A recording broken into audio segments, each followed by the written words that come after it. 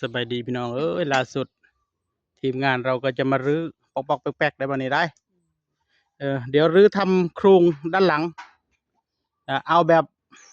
ใครก็เก่านะบ่ได้ว่าเป๊ะๆนะจับใส่แล้วบ่ได้วัดระดับน้ำระดับเดิมบ่ได้บากอหย่างเลยแม่นให้มันใครก็เก่านะ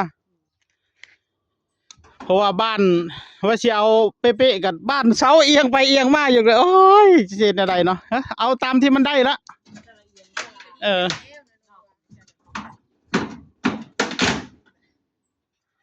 เอาแบบมีประตูมีหน้าต่างก็พอแล้วเนาะส่วนมันจะได้ระดับหรือไม่ได้ก็ค่อยว่ากันคอยว่าที่ว่าอยู่อาจจะได้หน้าต่างเขาคอยเอาเปิดมาได้หน้าต่างอยู่เฮือนคอยเรื่องเฮือนคอยมั่งคอยเฮ็ดเบิดสีงามเลยล่ะบ่ได้เว้าพื้นซะหน้าต่างบ่หน้าต่างอยู่เทิงเฮือนมันเป็นบานนั่นหยังเขาเอิ้นอีหยังวิโก้น่ะแต่หางสิเปิดบ่ได้ดอกแต่ว่าหางสิแจ้งเพราะว่ามันตามช่องพอจิ้มไปเทิงเฮือนบ่ได้ใช้หยังคอยหาหม่องเมียนอยู่เป็นไม้กระจกพร้อมเรียบร้อยบ่เขาซื้อกระจกได้ไหมหมดเฮือนนั่นน่ะคอยมั่งมาแต่ที่ตะเกียบกอนพรเป็นขึ้นพรเป็นเฮือนตะอ้วนนี่มาดูนี่จะเอาได้ก็สิบ่มีไผเห็นเบิ่งแล้วกองเด้ๆอยู่เฮือนเป็ดเข้าบ้านจังหวัดนี้นะน้องซื้อมานี่180เดี๋ยวค่อย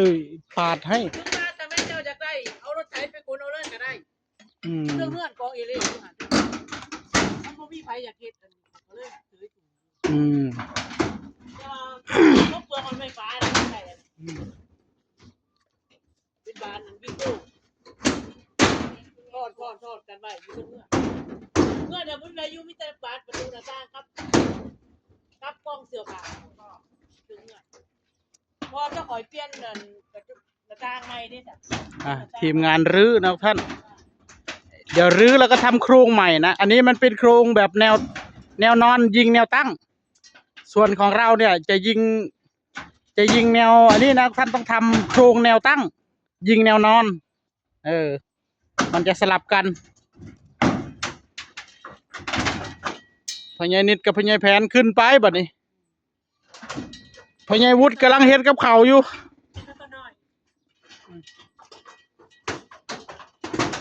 โทรศัพท์มาว่างเอาบ้าพญาแผนพญาบ่ลูกพี่เอาไว้จักรยานมึงได้ก็ได้ตัวฝากกันนอนเขามาเบิ่งกับแฟนผู้ชายอยากจะเรียกเจหาแต่เพื่อนน่ะไอ้นี่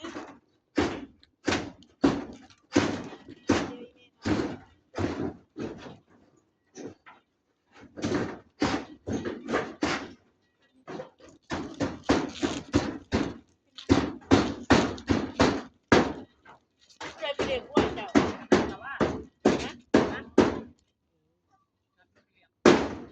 เมียไปบ้านด้าน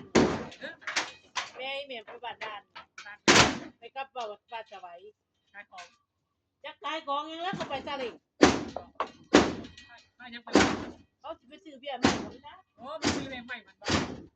แพงหน่อยพวก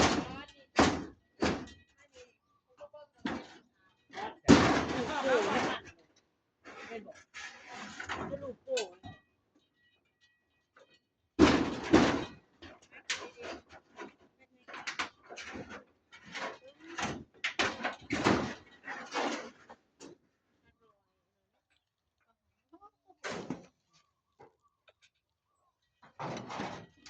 จะไปมีก็มันมาไม่รู้ว่าได้ดีซื้ออยู่แต่ทั้งนั้นแหละมันข่าวแบบมันเป็นย้อมสบายแบบไม่คิดพลาดมันหนาวอยากเขากินเมื่อกี้หนูกินนมลายลูกเลือดตัวเดียวบ่คุณเกิดเวรจับอย่างนี้ยังมาเมย์มาเองมันมาเองมาก็ได้ขายกินได้มาผู้อื่นบ่นะน้องมาผู้อื่นบ่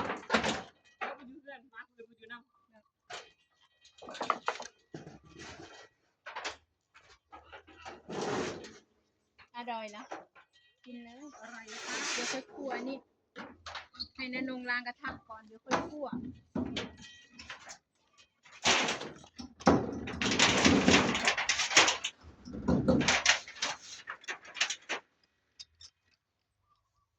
ใส่น้ำใดน้ำอย่างน้ำใด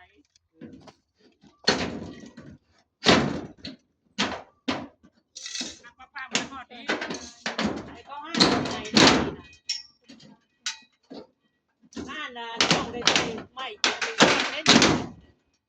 ต้องเดี๋ยวเสือกมัดเนาะเสือกมัดดึงออกเล่นสร้างปลายมัน นี่คือเดี๋ยวให้เขาเอานางล้านนี่ตัดออกนี่ดอกแค่กิ่งนี่กิ่งนี่กิ่งอยู่เอาเพื่อนเจ้านี่เดี๋ยวให้เขาตัดออกให้ ตัดมันก็ได้ตัดมันก็ได้มันปรุงไหมตัดมาเลย เพราะว่ามันสูงอะนะมันเอายาก มันสูงมันกินยากตัดมาเลย บ่เลื่อนนี่กันว่าไอ้นิดบ่เลื่อนนางล้านกันว่าจะดีได้ขลาดได้ เก็บได้แม่อันตะปูน่ะ เดี๋ยวขอนั่งกินอันนั้นก่อนมีจังขัวได้เด้อให้แม่กินแน่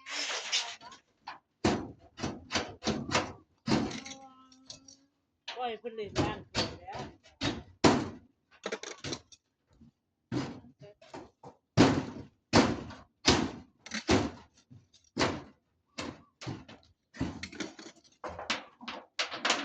สบายมันเปิดไว้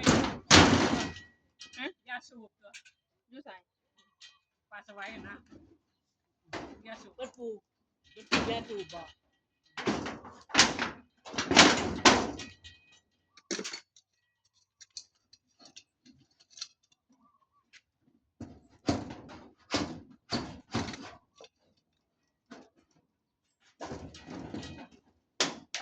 แล้วก็ไปเบรกกระบอกมันเนาะ ซื้อรถถูกแล้วเอาซาเล้งไปเก็บเอาพาเองบอกจ้าลูกปู่ เขาขาย เขาพาเองคอยซื้อ เขาจะฆ่าเองยาย เจ้า นี่นะ พาเอง มั แล้ว น นาง นั่ง พา คาย เดิน มือ แล้วมา นั่ จะ ง บัด คา แล้วก็นางพาได้ปล่อย เมื่อกี้เราก็นั่ง เขา คา ซื้อรถกูเก็บ3 โลมาจากบาทก็ละร้อยก็ได้แพงค่าส่งก็100 กว่าบาทเขาก็90 บาทค่าส่งลงสมุทรปราการ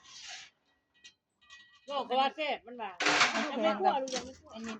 เดี๋ยวแม่ครัวก่อนไอ้ กินบ่ได้จะกินหลายมันอายบ่ได้กินตัวอื่นนี่กินข้าวไม่จำเป็นต้องรถบ่คือเรากินอย่าทิ้งไปบอกกะจะเอาใช้นั่นพาใช้นี่มีกุ้งพาไว้นี่นะนี่อันบ่เดือดบ่แห้งบอกนึงว่าขึ้นเบาหรือเบานะบ่เดือด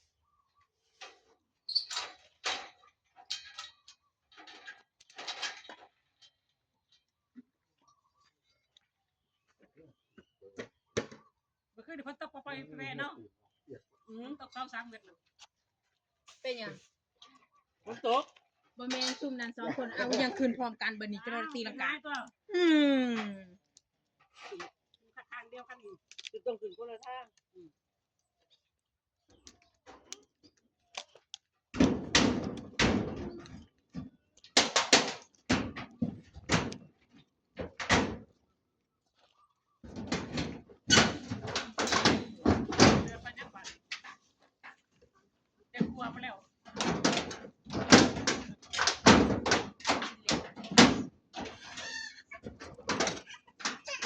ให้เฮ็ดหยังให้เฮ็ดหยัง เราจะกัดได้ไหม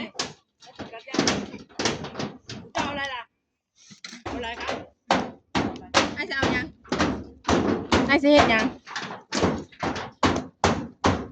นี่ไอ้จะเอานี่เดี๋ยวแม่ครัวก่อนปล่อยมันแม่มันสิเฮ็ดหยังปล่อยมันน่ะให้มันลง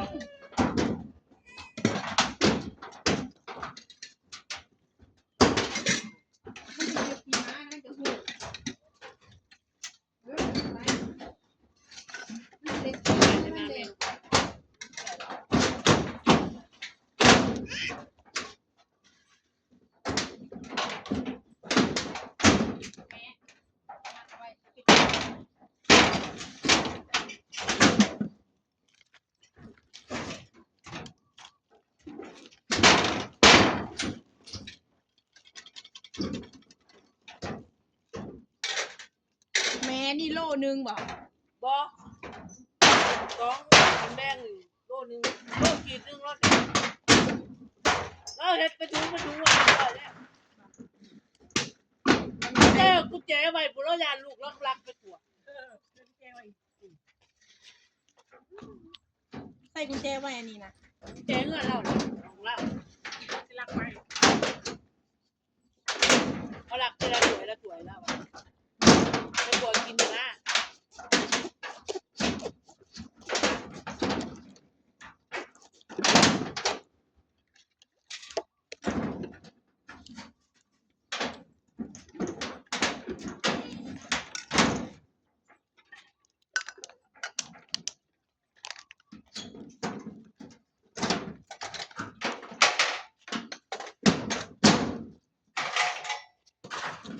อ้าว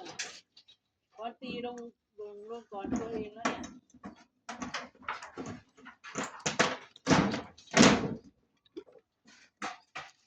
ยาไปตรงนี้ไหม กัดได้อย่าไปตะเละกับมาเด้ นี่ไหมไปเลย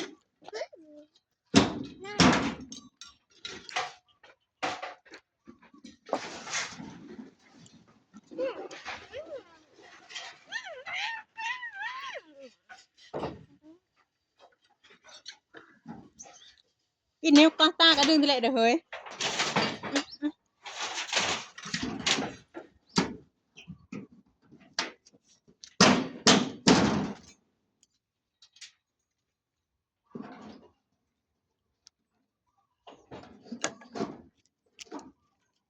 ไปสังกะสีจะไปสังกะสี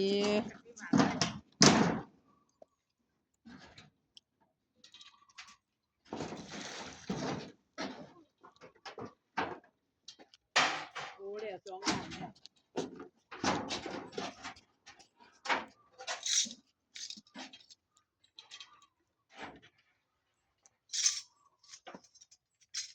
ไปแล้วพ่อแม่ ชวนไปหาเจ้าเด้อ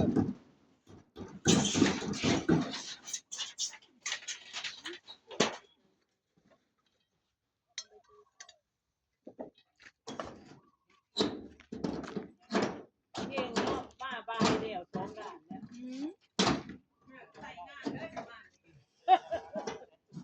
ด้วยกล้าตายไม่ต้องห่วงด้วยกล้าตายนี่เราคน เห็นอยู่บ่หาน้อยได้นะนี่ตัวนี้นะนี่มาน้อย เดือดแล้วนะ แม่เอาใบเตยใส่ก่อน น้ำเดือดแล้วขึ้นไปเตย มาน้อยดูเดินที่โตนะ เออ